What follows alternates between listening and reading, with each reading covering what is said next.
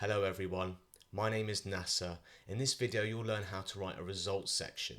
So remember to subscribe, share and like. So abstracts essentially present the problem that you're trying to solve and tell the reader your major findings.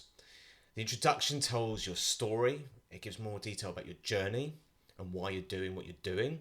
The method section tells the reader how you did what you did.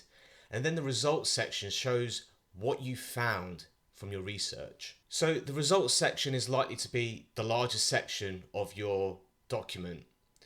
So only use the most relevant data to put across your message. Essentially, you're going to be using this data to support your arguments and your conclusion. Remember that a picture can paint 1,000 words. Just paint something with quality and clarity.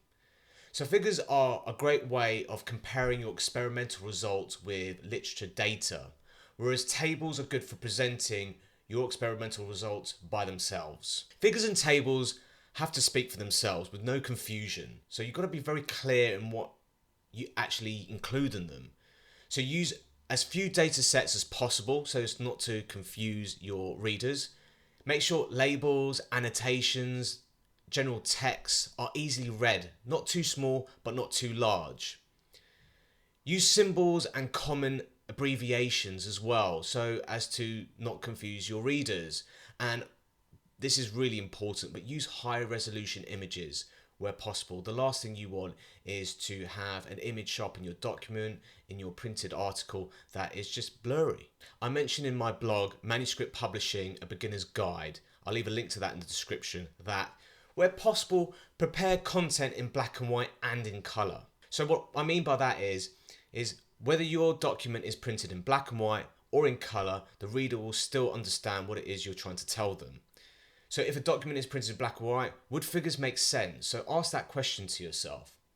Produce something that can be understood regardless of colour. That's my motto. So I'm going to show on the screen an example of a figure for one of my original research articles. It's open access, so you can find a link to that in the description below. When designing this particular figure, I made it so that it would be understood in black and white as well as colour. So pay particular attention to the legend.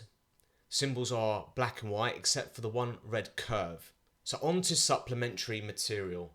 So I bet by this point you have so many figures, tables, charts, graphs and so on to choose from.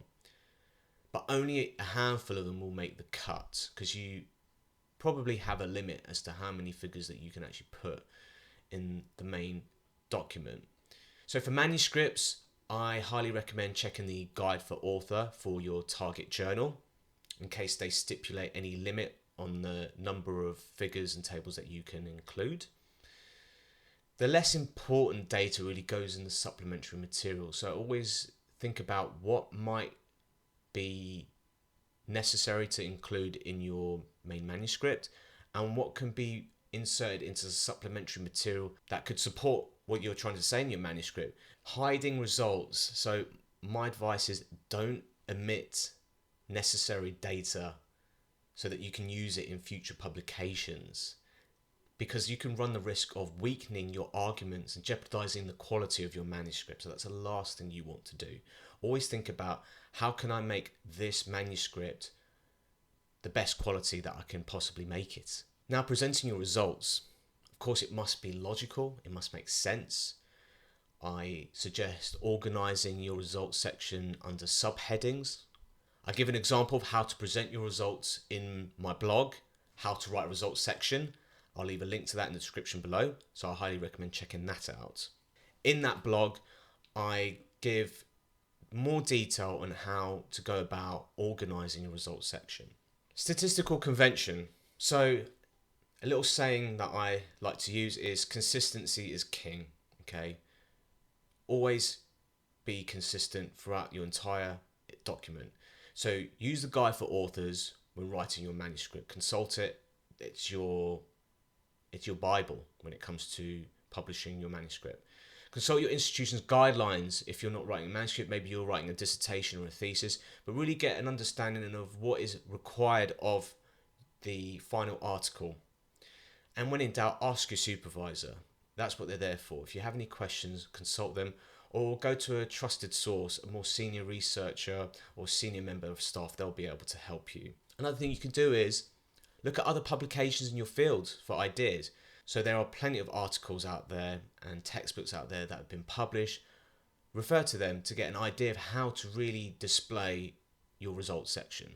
In the results section, you need to include information on the statistical analysis that you used. Did you use standard deviation, standard error? Use a sensible numbering convention. Only mention numbers to a sensible decimal place. So, what do you think? Have I missed anything? Do you need help with proofreading, editing, course designing, grant proposal writing, consultancy? I'd love to hear from you. Remember to subscribe, share and like.